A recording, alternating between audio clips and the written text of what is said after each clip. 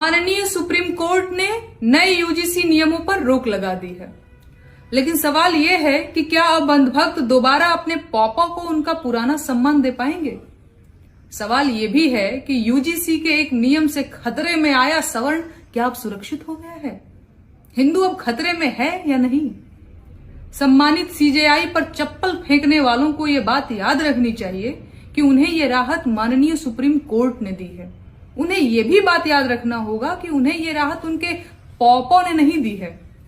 लेकिन अब समय आ गया है जब देश के हर नागरिक को भाजपा और उसकी राजनीति को समझना होगा।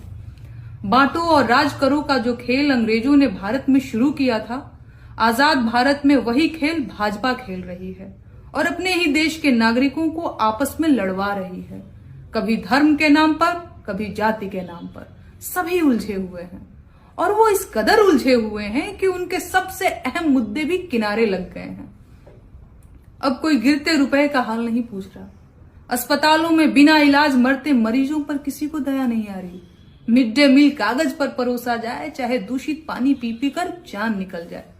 सोसाइटी पर खाद मिले या न मिले, फसल का दाम पाताल में चला जाए, पुल रहे चाहे बह जाए, सड़क रहे चाहे धंस जाए, कोई फर्क नहीं पड़ता।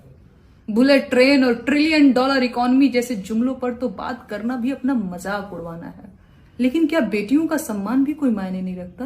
देश में शायद ही ऐसा कुछ बचा है जो खतरे में नहीं है, लेकिन सरकार के पास इन सब मुद्दों को खा जाने वाली तरकीबें हैं।